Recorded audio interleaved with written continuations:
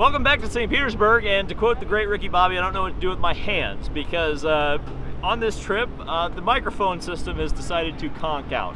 So I apologize for the inconvenience of a mask plus an external mic. But we have some things to talk about going into the St. Petersburg Grand Prix tomorrow, so I figured I'd talk about them. First of all, a really wacky qualifying session.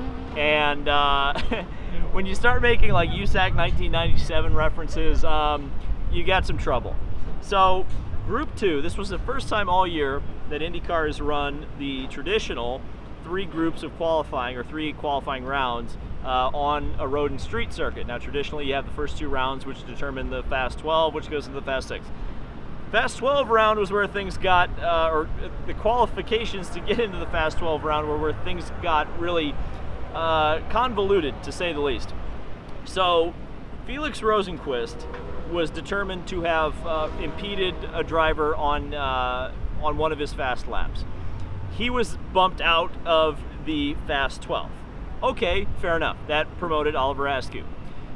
Then it was determined that a yellow flag caused by Max Chilton meant that both Rinus VeeKay, who had qualified for the field, and Oliver Askew had exceeded the yellow flag pace.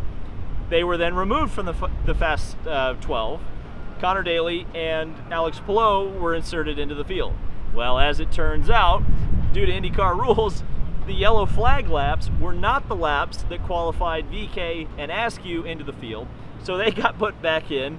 Daly and Palou were back on the outside looking in.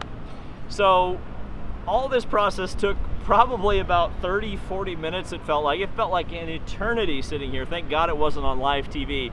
Yeah, it was just weird. What wasn't so weird was the fact that Will Power is on the pole position for tomorrow's race. He's qualified on the pole here something like an insane 9 times, and I feel like that's just something that's like, how is that even possible? Especially in today's modern era of, fairly standardized racing cars. The fact that Will Power has been able to power his way to pole positions on this track year after year after year consistently, that's unbelievable. Scott McLaughlin, he'll be starting from the back of the field. He looked great in practice, to be honest with you. He was like 10th or something on the speed charts, just didn't put it together in qualifying. I think that's to be expected.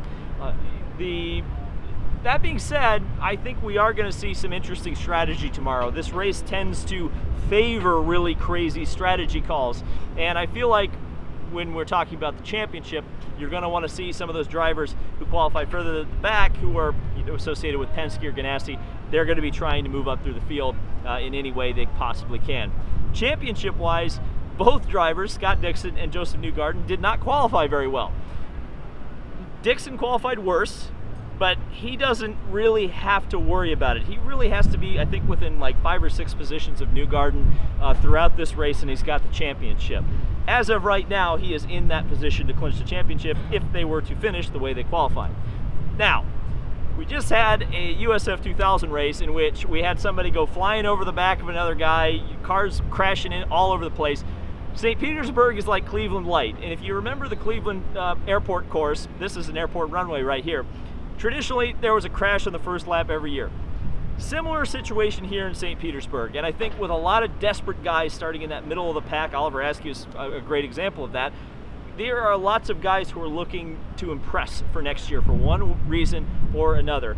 And I just wonder if that crash is going to happen and Scott Dixon or Joseph Newgarden are going to be caught up in it. If it's Dixon, Newgarden really doesn't have to do quite as much to win the championship at that point. If it's Newgarden, well, Dixon's got it.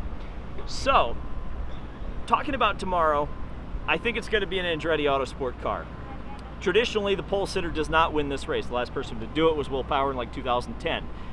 Colton Herta looks very good. James Hinchcliffe looks very good. It looks like there's a large delta between the red and the black tires, which indicates that it's going to be one hell of a race tomorrow. And that's fantastic. I think that should be the way it always is with the red and the black tires. By the way, Jimmy Johnson announced his sponsor today, Carvana, and he will not be running the ovals, at least at this point. So, that has been the St. Petersburg Grand Prix. This will probably be going up race morning, so let me know down in the comment section below who you think is going to win this race.